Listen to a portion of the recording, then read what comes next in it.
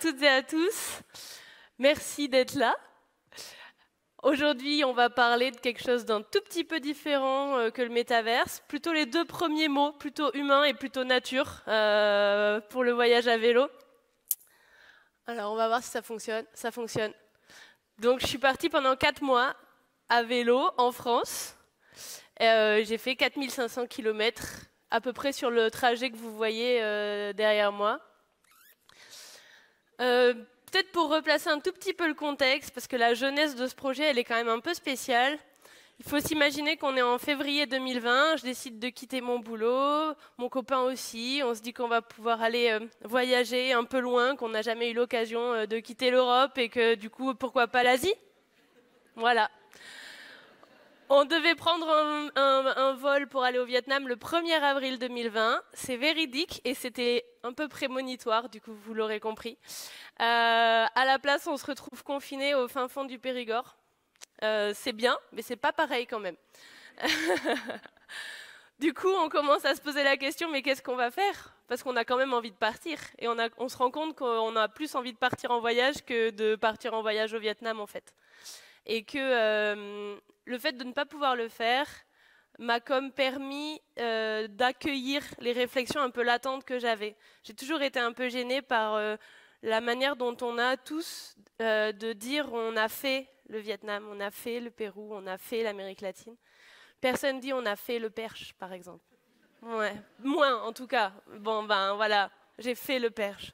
Et en fait, du coup, c'était une bonne occasion pour moi de me poser ces questions-là, d'avoir envie de vivre un voyage dont le trajet est le voyage. Et de pas arriver déconnecté, de comprendre dans quoi ça s'inscrit. Du coup, l'idée du voyage à vélo est née un peu progressivement. C'est l'avantage des confinements, c'est que les idées, elles au moins, elles peuvent se balader un peu. Au début, je me posais la question de faire du stop, mais avec toutes les incertitudes, j'en ai pas vraiment fait. Est-ce que les gens ils vont nous prendre dans leur voiture alors qu'on est peut-être des pestiférés? Est-ce que voilà toutes ces questions-là. Puis finalement, l'idée du vélo, avec quand même de vrais freins, notamment psychologiques. Mais en fait, j'ai pas de vélo, c'est déjà un frein. Voilà. J'ai à peu près les capacités physiques d'une moule asthmatique, c'est un autre frein. J'ai aussi les capacités en mécanique d'une moule asthmatique, c'est pas non plus terrible. Du coup, tout un tas de freins comme ça. Et puis finalement, l'idée fait son chemin. Je me dis aussi qu'il y a une idée de mouvement en fait dans le voyage à vélo qui me plaisait bien. Je me dis qu'on peut quand même porter un certain nombre de choses et que sans être une princesse, j'aime quand même avoir mon petit confort et que à pied, ben moi mon dos il me dit vite stop, alors qu'à vélo on peut mettre plein de trucs dessus. J'avais pas l'intention de partir pour faire un exploit sportif. Donc finalement, le vélo, pourquoi pas? Donc on est parti. Et on est parti dans un état d'esprit qui était assez chouette, puisque moi j'avais hyper confiance. J'étais assez sûre que ça allait être un super moment en fait. Et qu'on allait s'en sortir, quoi. Donc on est parti début juin. Donc moi j'avais une idée préconçue du voyage à vélo qui s'est avérée fausse très rapidement. Je m'imaginais les mains sur mon guidon avec une toute petite brise, mais pas celle qui empêche le vélo un peu d'avancer, un joli soleil, mais pas celui qui fait des coups de soleil sur les avant-bras, un léger faux plat descendant, évidemment, et des papillons qui viennent se poser sur mon guidon de vélo. Ça ne s'est pas tout à fait passé comme ça, je ne vous le cache pas. Donc on part dans un état d'esprit qui était assez chouette, hyper content de partir. C'est l'aventure, on part, on est un couple assez jeune. Donc on se dit qu'on va un peu essuyer les plâtres et qu'on verra bien si à la fin il y a toujours un couple. Il y a toujours un couple. Mais les masques ont le temps de tomber en 4 mois de vélo. On passe par un certain nombre d'étapes où il n'y a plus de séduction, il n'y a plus de respect pour l'autre, il y a de la survie, c'est tout. On n'est que sur de la survie. Donc on est parti dans un état d'esprit comme ça. Il faut imaginer quand même qu'on ne savait pas du tout où on allait. On a organisé tout notre matériel, on a pris le temps de choisir le moindre petit accessoire, mais par contre, une semaine avant de partir, on se dit mais en fait on va où? Et on ne sait pas. et on ne sait surtout pas comment savoir. Et ça, c'est un vrai pas. Donc on a beaucoup utilisé tout ce qui peut exister, il y a quand même beaucoup d'infrastructures qui existent. Il y a France Vélo Tourisme qui recense plein de véloroutes, il y a une association qui s'appelle l'AF3V qui a fait une carte un peu artisanale mais hyper pointue sur toutes les véloroutes. Donc ce qu'on appelle véloroutes, c'est des voies de vélo qui sont adaptées au cyclotourisme. Donc il y a plein de choses. Et du coup on a beaucoup utilisé ça, on téléchargeait les traces GPS, on les lisait sur une application et en fait on était assez tranquille avec ça. Quand il n'y avait pas de véloroute, on utilisait Komoot qui est une autre application. On a là aussi un peu essuyé les plâtres, on s'est retrouvé dans 2-3 galères en utilisant les mauvaises applications ou pas d'application du tout et c'est aussi un peu galère quand on se retrouve sur une nationale avec marqué interdit au vélo. Mais du coup voilà, on est parti comme ça. Quand j'ai pris le vélo pour la première fois, c'était un peu galère là aussi parce qu'en fait on n'avait pas du tout réfléchi, c'est-à-dire que nous on était en pleine pénurie de tous les accessoires vélo, on attendait nos sacoches pour partir, tout était prêt. Nos sacoches sont arrivées à midi, on les a remplies et on est parti. Sauf qu'au moment de prendre le vélo pour le descendre, puisque comme vous le constatez, nous avons rempli les vélos dans le salon, idée plus ou moins brillante. Eh bien, je me rends compte que mon vélo pèse 45 kg une fois chargé. Et j'ai aussi les capacités physiques dans les bras d'une moule asthmatique, ce qui ne me permet pas de porter mon vélo chargé. Donc là, on se dit, bon, que diable allait-il faire dans cette galère ? Donc c'était assez comique à voir, je pense. On est parti, on n'avait pas du tout testé nos vélos et on partait d'un coup pour 4 mois. Moi, j'avais mis des cale-pieds à mes pédales, persuadée que c'était super, et c'était super, mais je n'arrivais pas du tout à mettre mes pieds dans les cale-pieds. Bon, voilà, tout ce genre de petites choses. Donc, on est parti, et c'était assez marrant. On est arrivé, du coup, première étape, on arrive dans le Perche, et en fait, il pleut des trombes. On est en sortie de Covid, donc tout est fermé, donc on ne peut pas se réfugier quelque part. On ne s'était pas trop posé la question d'où est-ce qu'on allait dormir. On s'était dit, mais bivouac, super, la tente, petit feu de camp, etc. Bon, en juin 2020, vous pouvez vérifier, il a plu tous les jours pendant 1 mois. Voilà, donc on est arrivé à l'office du tourisme avec des têtes de chiens battus, mais quand même un peu contents, en disant, mais en fait, est-ce qu'on peut venir se mettre à l'abri et essayer de trouver où on dort ce soir. donc c'est là qu'on a installé 2 applications, l'application Couchsurfing et Warm Shower qui est son pendant pour le cyclotourisme. Et donc on a dormi pour la première fois chez l'habitant le premier jour de notre voyage. Et au début on s'était dit bon c'est sympa, ça dépanne, et en fait très très vite c'est devenu un vrai moteur dans notre voyage. On s'est fait accueillir par plusieurs dizaines de personnes. Et c'était vraiment incroyable. On a beaucoup appris de ces gens-là. Entre Betty qui nous a accueillis, qui avait supprimé toutes les portes à l'intérieur de sa maison. Il y avait beaucoup de choses. Alain qui nous accueille avec du poiré, etc. Qui vient avec tous ses amis agriculteurs, qui appelle tous ses copains pour qu'on dorme après chez tous les copains sur notre trajet, etc. Enfin, on a eu des vraies très belles rencontres.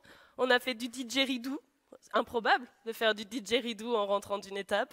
Voilà, donc c'est un très maigre aperçu, parce que comme je vous disais, on a été accueillis par vraiment beaucoup de monde, et on a à chaque fois pris une photo avec la personne ou la famille dans laquelle on dormait. On a même été accueillis chez des gens qui n'étaient pas là. Qui nous ont dit, bah oui, pas de souci, venez dormir chez moi, la clé elle est cachée là sous le paillasson, vous ouvrez, il n'y a pas de problème. D'accord. Donc la première fois, on était un peu sous le choc. Puis après, on s'est senti très à l'aise très vite chez tout le monde. En mettant un point d'honneur à pas briser la confiance, puisque si nous on peut y dormir, c'est que quelqu'un d'autre avant a fait en sorte que la personne ait confiance. Donc on a vraiment mis un point d'honneur là-dessus. Et sinon, on a fait beaucoup de bivouac quand même. Le mois de juin 2020 étant passé à un moment donné, on a fait beaucoup de bivouac en demandant souvent aux terrasses des cafés si la personne ne connaît pas un endroit où on pourrait se mettre avec notre tente, en faisant attention évidemment à laisser l'endroit le plus clean possible. Et ça a vachement bien marché en fait. Quand on est à vélo, on attire beaucoup la curiosité. surtout quand on a plein d'accessoires sur son vélo. Et du coup, là, on a reçu vraiment des super accueils de tout le monde, en fait. Et ça contribue vraiment au voyage. En fait, ça fait vraiment, vraiment partie du voyage. Même si ça paraît un peu cliché de dire ça, mais c'est très vrai, en fait. Et il y a une petite frustration, c'est que on n'a pas vraiment pu rencontrer des projets locaux. On a rencontré des gens, on a rencontré des territoires, on a rencontré des paysages, mais moins de projets. Et il se trouve que moi, mon travail, c'est d'accompagner des structures de l'économie sociale et solidaire. Et donc, j'avais à cœur de voir un peu les initiatives locales, les tiers-lieux, les associations, voilà. Et en fait, c'était super difficile de trouver ces informations-là sur des territoires ruraux où on n'a pas forcément le réseau sur place, etc. Et en fait, on n'a pas réussi à trouver cette information. Donc, on a eu cette petite frustration. Mais néanmoins, on a bien profité des portes qui se sont ouvertes à nous et on a vécu des choses un peu improbables. Voilà, je vous disais, vous avez encore l'image du voyage à vélo que je me faisais dans ma tête avec le faux plat descendant, le soleil, etc. Bah, c'est aussi ça le voyage à vélo en fait. C'est aussi des petits moments de loose comme ça, où en fait on ne trouve même pas un petit Porsche pour se mettre à l'abri.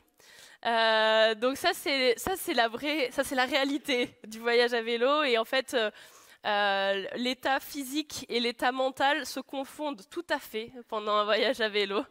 C'est-à-dire que tout dépend de si tu as faim, si tu as soif, si tu as froid, si tu as mangé, si tu as pris l'apéro hier et que tu n'aurais pas dû parce qu'il y avait du dénivelé aujourd'hui, etc. Et en fait, la pluie, on s'en accommode, vous le voyez bien, on s'en accommode assez bien. Et finalement, ouvrir le camping-gaz sous la pluie, il n'y a pas trop de problème. Ce qui est plus difficile, c'est le vent et le soleil. Surtout quand, comme moi, vous n'arrivez pas à lever le camp avant 11h du matin et que du coup, vous vous retrouvez à pédaler en plein cagnard sur le bitume. Bon, bah, ça réussit pas en fait. Vraiment, ça réussit pas. Du coup, c'est assez marrant d'avoir un rapport comme ça à son corps, qui est un rapport hyper primaire. Et dans ces moments-là, c'est très précieux d'être à deux, parce qu'en fait, on se soutient, on prend le relais quand il y a des petits craquages, et il y a des petits craquages. Par exemple, là, il y avait petits craquages. C'est-à-dire que là, moi, je suis en train de craquer, et mon regard, là, n'est pas du tout sympathique, comme vous pouvez le constater. Et la photo d'à côté, c'est mon conjoint qui lui était en train de craquer. Et heureusement qu'on était dans un endroit isolé puisque la terre entière était en train de se faire engueuler là. Donc dans ces petits moments de craquage qu'on relativise assez rapidement, c'est important d'être à deux. Mais en fait, surtout, ce que moi j'ai envie que vous reteniez, c'est le sentiment de liberté qui est hyper fort quand on voyage à vélo et quand on a le temps. C'est l'idée du mouvement, elle est très là en fait. On la vit vraiment. Et cette liberté, elle est assez douce parce que elle est lente. Elle nous permet de vivre des moments qui sont super différents. Parfois, on se parle, parfois on se parle pas. Parfois, je chante, parfois l'autre personne est très loin devant parce qu'elle n'a pas envie de m'entendre chanter à tue-tête sur mon vélo. Il y a beaucoup de moments qui sont très différents et ce sentiment de liberté, il est hyper fort. Par contre, il est un peu incompatible avec les villes. C'est-à-dire que quand on est en voyage à vélo, aller en ville, c'est un enfer en fait, parce que il suffit pas juste d'attacher son vélo, il faut sécuriser les sacoches. C'est toute notre vie à ce moment-là, notre vie en tout cas. Si on n'a plus de vélo et qu'on n'a plus de sacoche, ben en fait on n'a plus rien et le voyage il s'arrête. Donc il y a un vrai enjeu. Et les infrastructures manquent un peu pour les voyageurs à vélo, parce qu'en fait ça prend de la place. Un vélo qui est chargé, ça prend vraiment de la place. Donc après, on bricole, évidemment, on a mis nos vélos à plusieurs reprises dans des offices de tourisme, merci à vous, et dans des cafés, dans des restos, évidemment, on bricole, mais du coup, on a fui un peu les villes. Après, c'était pas l'objectif premier du voyage, et en fait, on se dit que les villes, on pourra aller les voir en train, alors que le petit coin paumé au Languedoc, on n'irait jamais en train. Donc, c'était pas l'objectif, mais quand même, c'était important de le dire parce qu'on ne s'y attendait pas à ce que ça soit aussi saisissant étant donné qu'on se déplace nous en vélo en ville sauf qu'on attache juste notre vélo en fait, il n'y a pas cette histoire de sacoche. Donc voilà, la liberté elle est très forte et c'est un sentiment qui est très très agréable. Je vous ai quand même mis ça. Donc c'est un schéma hyper complexe, j'espère que vous le comprenez assez facilement. Je ne vous ai pas fait l'affront de mettre du dénivelé supérieur à 20%, étant donné qu'à ce moment-là, mon aimabilité passe au niveau négatif. Donc dans les moments de crise comme ça, là aussi, il faut apprendre à faire avec l'adversité dans un couple, dans un voyage à vélo. Et c'est tout l'avantage de ne pas être en tandem, par exemple. On a vu beaucoup de gens qui étaient en tandem et à plusieurs reprises, quand en gros, vous voyez, on était à peu près sur du 15% en termes d'amabilité. Eh bien, on était très contents de ne pas être en tandem. Donc voilà, l'adversité, c'est quand même quelque chose qu'il faut apprendre à embrasser. Et en fait, un voyage à vélo, on le fait comme on le veut. Chacun fait son voyage à vélo comme il veut. On a rencontré un gars qui voyage à vélo pendant 2 mois. Il était torse nu, en tongs, avec un petit sac à dos. Évidemment, je lui ai posé beaucoup de questions, notamment « mais comment tu dors ?» Bien, j'ai un hamac, mais si tu n'arrives pas à accrocher ton hamac à 2 arbres, comment tu fais? Bien, je le pose par terre. Donc ma question était de toute évidence extrêmement idiote pour lui. Contraste saisissant là aussi avec moi et mes 20 kilos de bagages, x2 quand même, puisque moi j'avais aussi un autre vélo à côté qui pouvait porter des trucs. Donc le voyage à vélo, on le fait comme on le veut, comme on l'entend. On a vu beaucoup de familles avec des montagnes de trucs derrière. On a vu des personnes plus âgées avec des vélos assistance électrique. On a vu, et vraiment, je suis contente qu'on se soit lancé. Le nôtre, il a été fait beaucoup de rencontres, beaucoup de copains, beaucoup de fiestas, beaucoup de paysages, beaucoup de vraies découvertes. Et en fait, voilà, si vous avez envie de vous lancer, faites-le à votre sauce.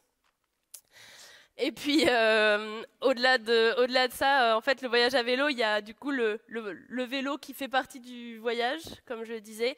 Mais parfois, il redevient un peu simplement un moyen de transport. Et donc, ça nous laisse l'occasion aussi de faire plein de choses. Donc, on a fait de la spéléo, du parapente, on s'est baigné dans des gorges, on a fait des descentes en canoë, on a évidemment visité plein de choses. Et on voulait justement le faire toujours avec un look d'enfer. Donc ça a été notre look d'enfer quand même pendant 4 mois. À la fin, on n'en pouvait plus de nos kawaii, on ne pouvait plus les voir en peinture. Et au moment de revenir, donc ça c'est la dernière photo qu'on a prise du voyage à Dijon. D'ailleurs, quand je disais qu'il y a un truc qui était aussi important pour nous, c'est que on est content de ne pas s'être fixé d'objectifs. D'ailleurs, c'est assez marrant parce qu'à posteriori, beaucoup de gens nous posent des questions sur nos performances physiques, de combien de kilomètres on faisait, si on s'était fixé des objectifs, etc. Et en fait, je suis très contente qu'on ne s'en soit pas fixé. On avait eu pour idée de finir dans le sud du Portugal, on a fini à Dijon. Donc, si ça, c'est pas un manque d'objectifs quand même. Et voilà, et quand on est rentré pour plusieurs raisons. Déjà, on commençait à avoir froid, et moi, je suis quand même très frileuse. Puis, on s'était aussi dit qu'on avait à peu près ce temps-là, on avait des échéances qui arrivaient, etc. Et on était content de retrouver les avantages de la sédentarisation. Un frigo, eh oui, un frigo. Un four, très content de pouvoir recuisiner. Par contre, on a eu quand même un petit moment d'adaptation, étant donné qu'on est rentré de notre voyage à vélo pour réemménager dans un 23 mètres carrés en banlieue parisienne, avec un deuxième confinement. Donc là, le contraste était saisissant. Et à la fois, pour continuer à faire vivre le voyage, on a du coup envoyé toutes les photos qu'on avait prises de nos hôtes, on leur a envoyé. On a fait une vidéo, on a imprimé des photos, etc. Et du coup, pour moi, ici, en parler devant vous, c'est aussi une manière de faire vivre encore un peu ce voyage et de me donner envie de partir pour le prochain. Donc voilà, je n'ai pas de timer, donc je suppose que ça doit être à peu près le temps. Donc un message, si vous hésitez, n'hésitez plus. Et voilà.